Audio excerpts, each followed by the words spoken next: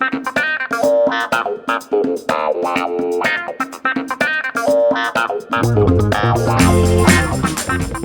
there, and welcome to another episode of Lever Time, the flagship podcast from The Lever, an independent investigative news outlet. I'm your host, David Sirota. On today's show, we're going to be talking about fury, anger, and fear. Those are the feelings that residents who live near East Palestine have been expressing to our main guest on this episode, Pennsylvania Congressman Chris Deluzio. The Lever team has been covering the Norfolk Southern train derailment since the beginning, and this conversation with Congressman Deluzio illuminates what he's been hearing from his constituents in western Pennsylvania who've been affected by the disaster. Deluzio also has a lot to say about the railroad industry's culture of greed and its anti-safety lobbying effort, which have put us where we are today. After our interview, by the way, Deluzio introduced his first bill in Congress, prompted in part by the Lever's reporting on rail safety. So I'm really eager to get to that. As always, I am joined here with producer Frank. Producer Frank, what's up?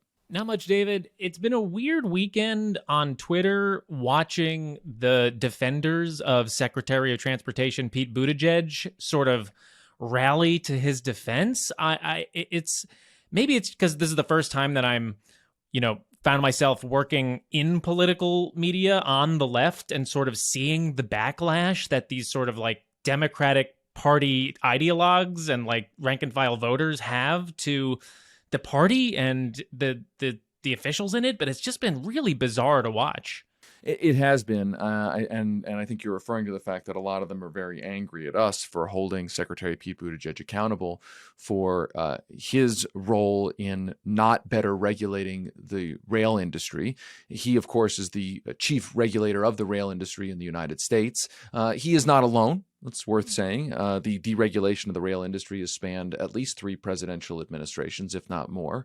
But yes, the culture of the Democratic Party is to defend Democratic politicians almost regardless of what the facts show and regardless of whether those officials need pressure. Now, I've been gratified by the fact that the Lever has ignored those sycophants, continued to do the reporting we've done, and Pete Buttigieg has gone from silence to sort of acknowledging the situation, but saying, hey, I'm constrained, there's not much I can do, to then finally saying, yes, there are things that I can do and that I'm going to do.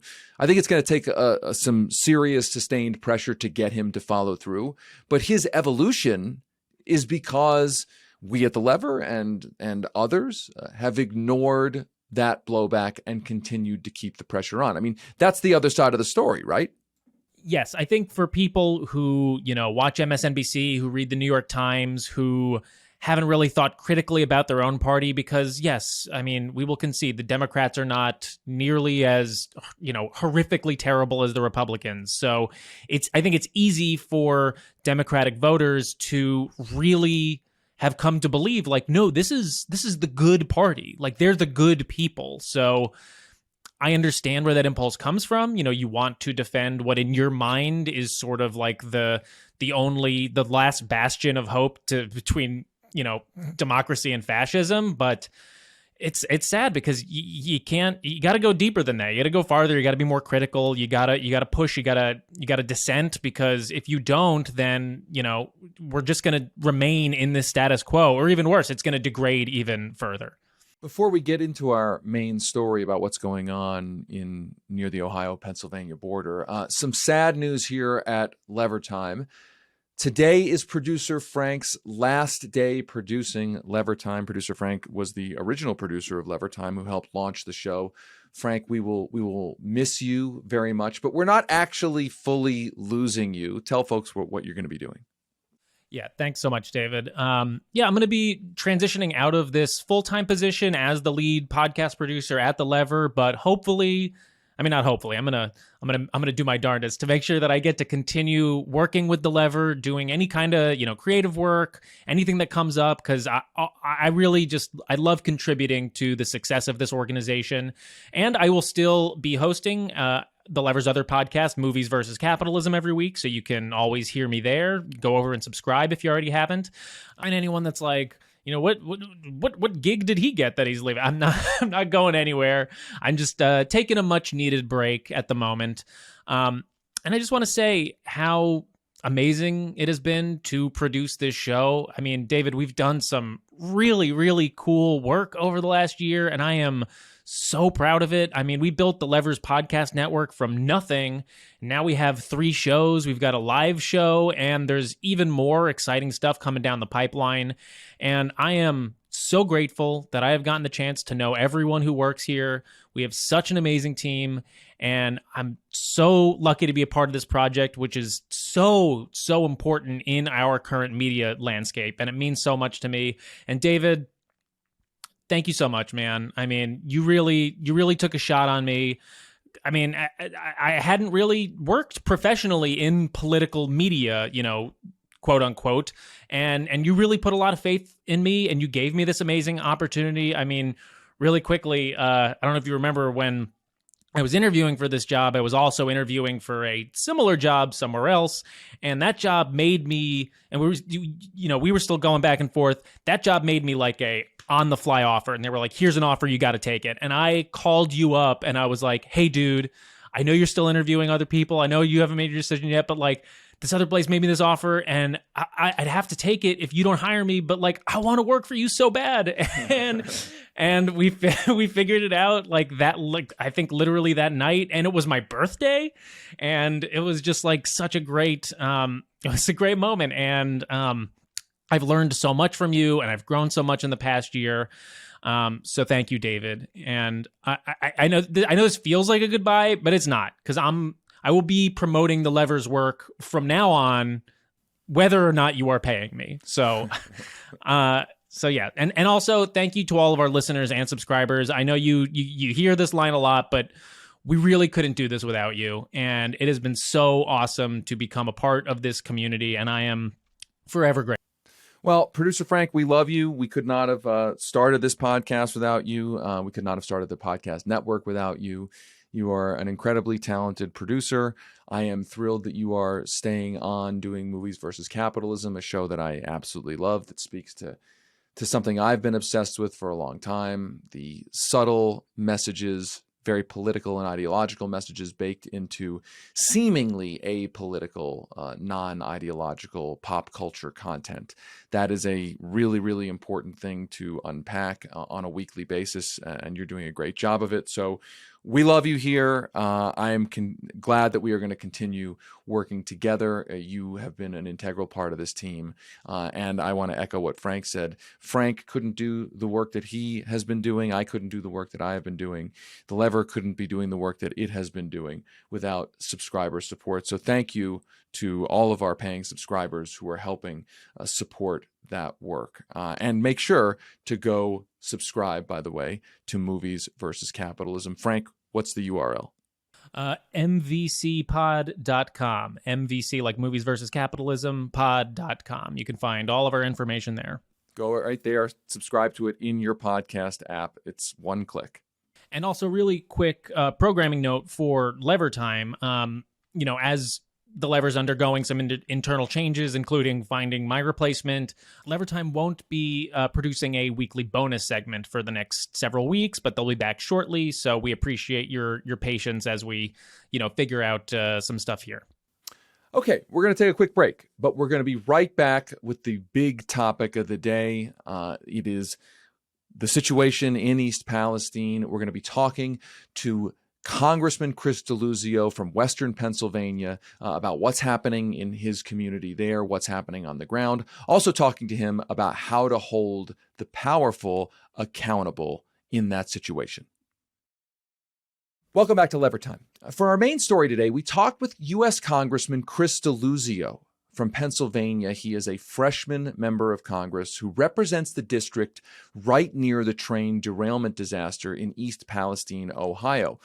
As I said, he's a first-year congressman. He's been speaking nonstop with his constituents about what's going on, and they are very angry and distrustful of the response from Norfolk Southern as well as from the government. Chris has been very vocal about the need to hold these giant rail companies accountable. In fact, just today, as we're recording this, he and California Congressman Khanna introduced a bill which would broaden the definition by which trains get classified as so-called high-hazard flammable trains. If you can believe it, The Ohio train was not classified as a high hazard flammable train, was not subject to the tougher rules that come with that classification. It wasn't classified that way as we surfaced in our original reporting. And the bill is a response. The lawmakers say it's a response in part to the reporting that we did and the facts that we uncovered. Whether it will pass Congress or not, that's a big question. I talked with the congressman about what his constituents in Pennsylvania have been feeling, what the rest of his plans are for dealing with this environmental disaster, and how Congress and the Biden administration can hold Norfolk Southern accountable. Congressman Chris Deluzio represents a district right near the scene of the derailment. It's in western Pennsylvania. Let me do a little bit of a biography of Chris Deluzio for a sec before we get into this discussion. Chris Deluzio is a new congressperson. He was elected in 2022. He's serving his first term in Congress representing Pennsylvania's 17th district out in western Pennsylvania. He's an Iraq war veteran, a voting rights attorney, and a union organizer. He went on to work early in his career at the Brennan Center for Justice on the voting rights and election security issues. He was also part of the Pitt Faculty Organizing Committee with the United Steelworkers when they fought successfully for a union. And today we're here to talk about what's going on in Pennsylvania and in Ohio and what it means for those communities and what it means for the rest of the country. So, Congressman, thanks so much for joining us. Why don't you first tell us how close your district is to East Palestine and how much you think your district, the communities in your district, are being affected by the fallout from the derailment in East Palestine. Well, David, thank you for having me, and thanks for the attention you've been paying to this catastrophe.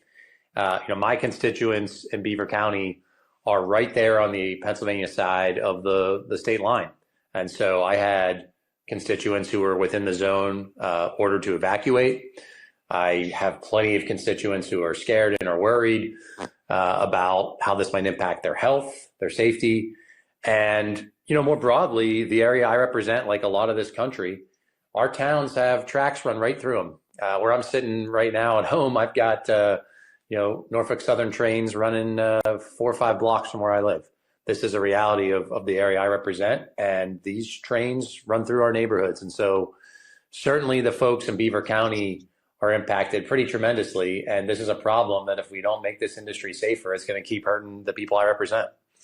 What are you hearing from folks right now, both their concerns and any specific consequences that they've felt from this specific derailment? What are you hearing from the community?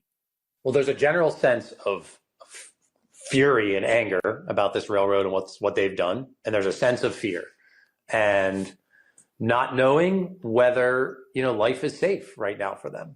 Their air to breathe, water to drink, soil, wildlife, all the basic things you think about and take for granted if you're in a place that's safe. And so we very quickly were pushing to get, EPA on the ground and to have EPA helping, and they were on the ground almost immediately. The states, Ohio and Pennsylvania, have the lead on water testing, and pushed and agree with our governor, who now has the state doing that testing rather than anyone associated with the railroad, whose trust is completely broken here with the people I represent and with me personally. And so, those basic things of, is it safe for us to drink our water and breathe our air? And, we've heard from, even most recently, I talked to, someone who's got a business. We've heard some of this or seen some reports of this from farms as well of, look, there's sort of dust or things that, were related to the big burn off and the big explosion on surfaces. The basic kind of cleanup is that, who's paying for that? Are we safe? Is it a problem and risk for our health beyond the very similarly urgent problem of, can we breathe our air and can we drink our water? So these are all the kinds of problems we're hearing about. And looming in the background is, will this railroad be held to account for the harm they've caused? And the obvious answer, it should be obvious from someone like me, is they absolutely better be. And I'll be pushing to make sure they are. So you just wrote a letter to Norfolk Southern's CEO. making some specific demands. Why don't you tell us what demands you've made of Norfolk Southern? And if you've heard any response to it, tell us about that. Well, the most recent letter we sent was to the CEO of Norfolk Southern, frankly, laying out pretty clearly why I think it's ridiculous they haven't expanded this zone beyond the evacuation zone where they're providing some financial assistance to people affected.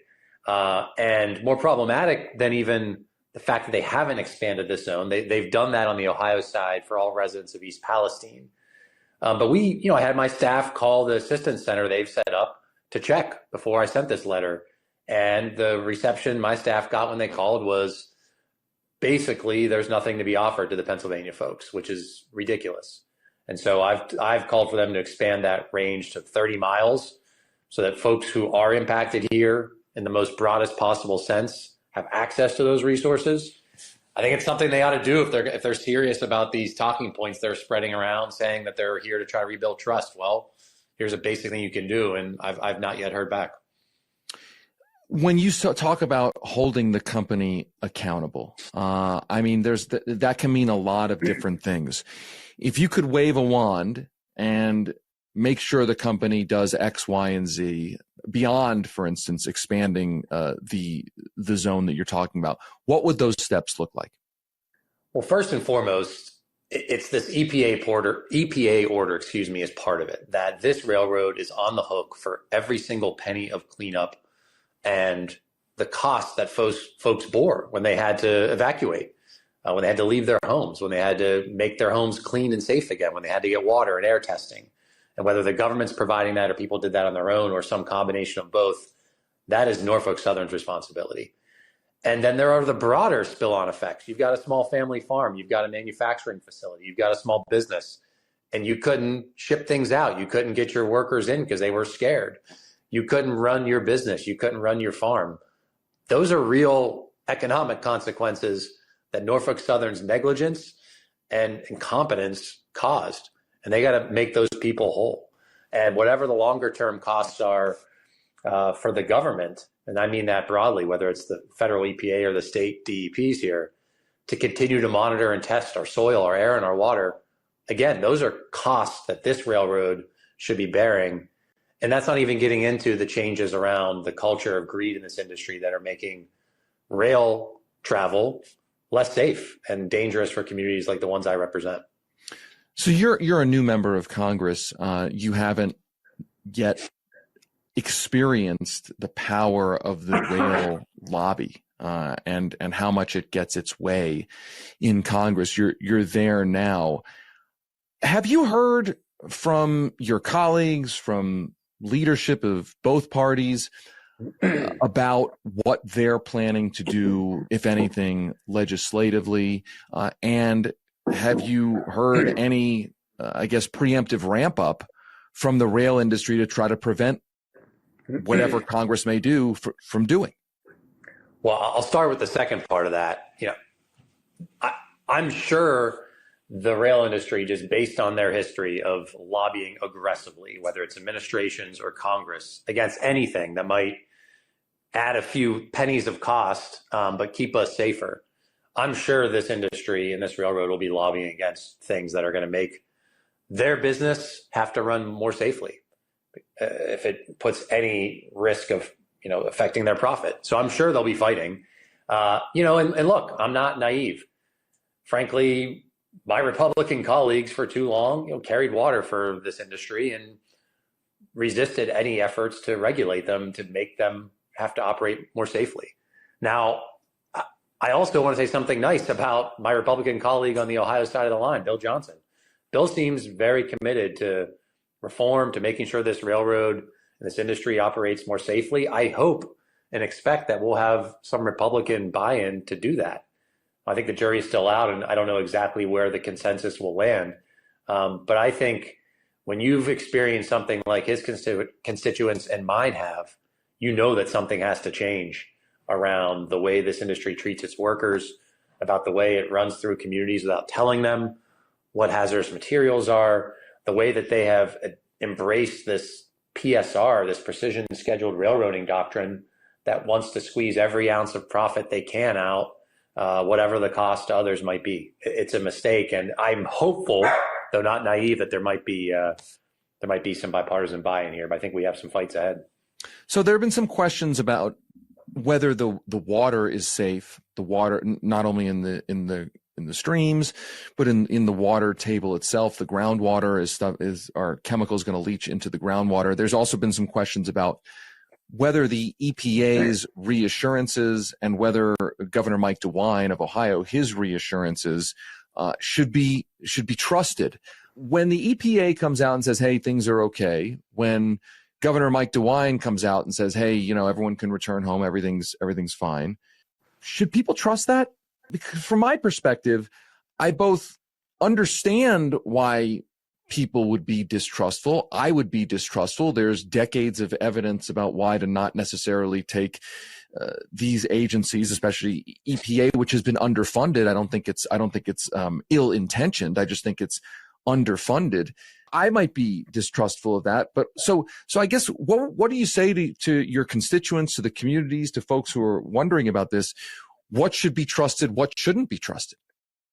Look, I think the thing that I try to have my team, and certainly I do too, when we're talking to my constituents, is we are pushing to have every federal resource we can to support Governor Shapiro and the team in Harrisburg with state resources to make sure that there is testing that goes to exactly this: trust, the feeling of safety, and knowing whether you should feel safe. I've gotten the question, should I go back to my home and would you drink the water and breathe the air in your home? Well, the answer is I wouldn't until I had the testing done, which is out there and can be done. And the testing that we have to do for as long as it will take, I don't know if it's months or years, to see if any of these chemicals ultimately affect our soil, our groundwater, you name it. What I have heard from the administration, direct from the EPA administrator, at least on the federal side, is there is a commitment to do this as long as it takes and to make sure that there isn't something that will impact people's health down the road. And, certainly if we're hearing from experts that other testing and other types of resources are needed, I'll push for that.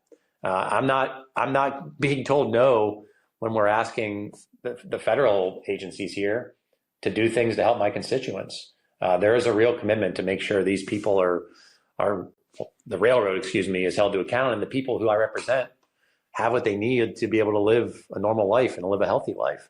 And certainly I think a good example of that was seeing the water testing taken away from the railroad or its contractors and have it done on our side of the border through our state DEP. That matters. They don't have the same kind of incentives that a railroad does to tell you everything's okay. I think that's part of public trust, is getting rid of those kinds of conflicts of interest, so people have, a neutral party, the government here, who doesn't have a reason has only a reason to make sure that this is done properly and that you are safe, and frankly, that whatever the cost we're all bearing, that this railroad will ultimately have to pay for them. I want to ask sort of a philosophical question about this, because I was going back and forth with another member of Congress kind of privately on this. And there was a question of, holding the company accountable, holding the regulators accountable. It's my take, and I'd just be curious your response to this. It's my take that a company like Norfolk Southern, really any giant company, is going to do everything it can to maximize profits within the laws and the rules that are laid out for it. It's going to do that regardless of how much it harms communities. In some ways, that is the legal obligation, unfortunately, in America, of corporate leaders to simply maximize profits without really caring about any other priority that might be a priority for the public.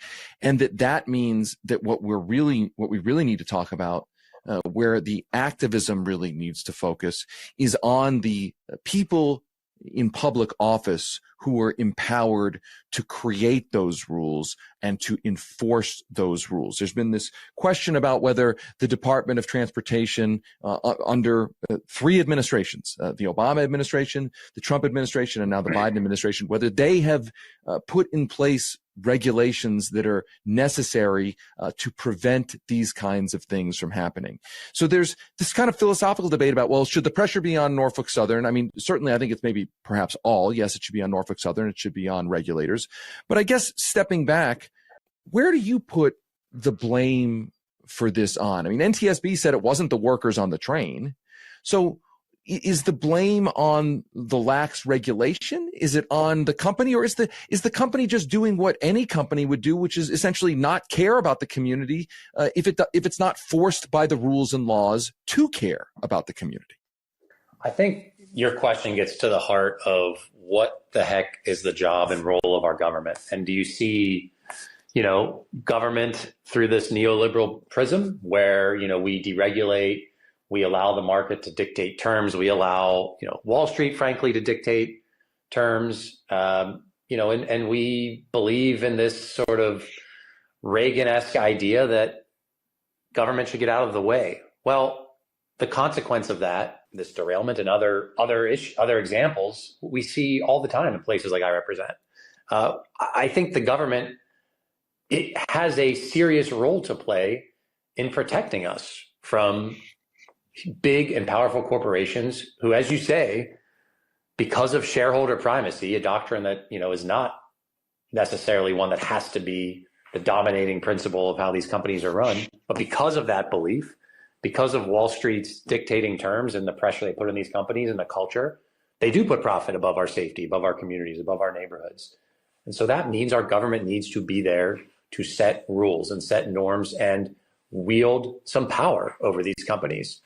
That means workers have to have some power as a countervailing force to hold them to account. If you listen to what the rail workers have been saying for a long time, and look, I wasn't yet in the Congress, but I made clear I wouldn't have imposed terms on those workers. If anything, if I was being asked to break a strike, I would have imposed the workers' terms on these companies.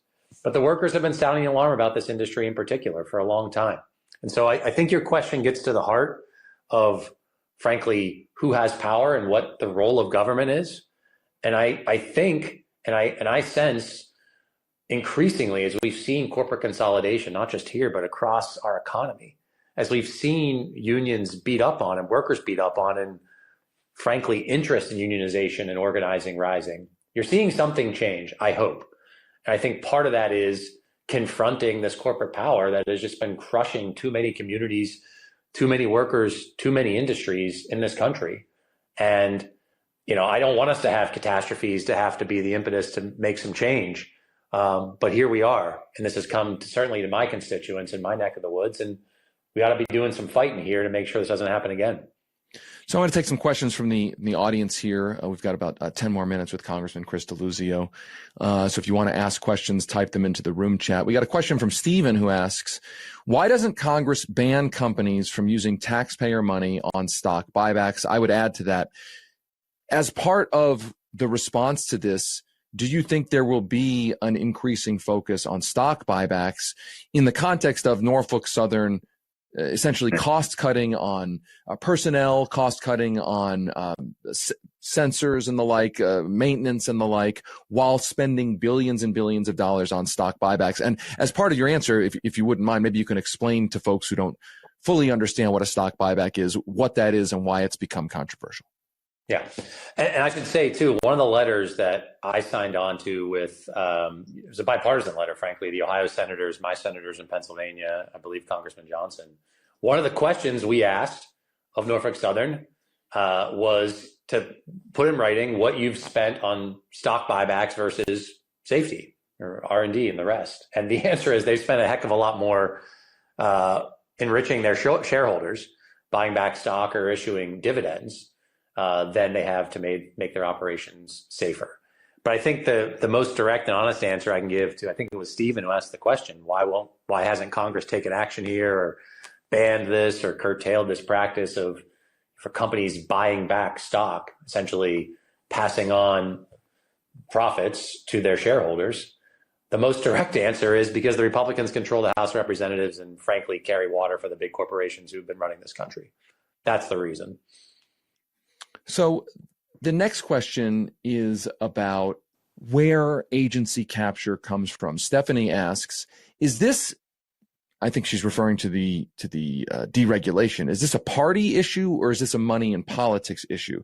In other words, is it counterproductive to attack the other party rather than looking at the regulatory decisions or really the deregulatory decisions as kind of part and parcel of money going into the entire political system? I think it might be a little bit of both. I certainly am someone who thinks that the money that flows through the political system is obscene and has the corrupting influence of, you mentioned the phrase agency capture, right? Where industry too often dictates terms to the regulators who are supposed to be regulating them. It's a real problem. And certainly you see it in Congress and a lot of issues. And the rail industry is one where it's a pretty clear history, even in recent years, of them lobbying against any measure. I mean, one that I'll call out in particular, which it seems like DOT will now be implementing, is this minimum staffing rule. 2 people. I mean, they fought that. They wanted to have 1 person on trains like the one that derailed. I've spoken to rail workers. I've spoken to the union representing the folks who were on this train. And they told me pretty directly, had there been just 1 worker on this train, as the railroads wanted, they would not have been able to take the action they took, and this likely would have been worse. So there are real concrete costs to these anti-safety lobbying efforts that this industry and so many others have undertaken. And frankly, I'm sure we'll undertake here again as there's real talk about changing the culture in the rail industry. I want to talk about the legislative response for a second. We have reported, tracing all of this back, there was the Trump repeal of the brake rule. There was also, before that, an equally important and problematic, in my view, decision back in the Obama administration, where the NTSB told the Obama administration, when it was figuring out new safety rules for hazmat trains, told the Obama administration, you need to make sure these rules cover all sorts of hazardous materials, not just oil and ethanol. At the time, that was the debate about crude oil trains. And the chemical industry lobbied against it, and the Obama administration sided with the chemical lobby to narrow the definition of what a so-called high-hazard flammable train is, to narrow it so that the train in Ohio that blew up with that huge mushroom cloud, 100-foot flames, that was actually not classified as a high hazard flammable train. And I've sort of said, listen, the easiest bill in the world would be simply a 1-page bill that says what the NTSB recommended back in 2014 is the law of the land when we define what a hazardous train is, so that all the rules, including the brake rule that Trump repealed, all of those rules should apply to all of these trains. Do you agree with that? And do you think that's something that even in this divided Congress could actually pass? I think it might be able to. And certainly, I'm going to be working with others, definitely those who serve on transportation in the infrastructure committee, on broadening that exact definition. You said the phrase high hazard flammable train. It matters. I think with that, trying to improve these right to know laws, right, so that states and local communities know what's coming through. They know how to respond because they're armed with the information. God forbid, should something like this happen again. But to really get to your question, I do think there will be some bipartisan support for something as straightforward as that. I mean, again, I'll say something nice about Bill Johnson. I heard him, I've heard Governor DeWine, both Republicans, talk about expanding that definition. It's common sense. I mean, I think people looking at what just happened, know that this has been a failure. It's been a gap in the law and is probably the lowest hanging fruit for us to fix in Congress. There's always a question that comes up about ownership of the railroads. There's a long history of obviously the government giving away large swaths of land, right of way to these private companies.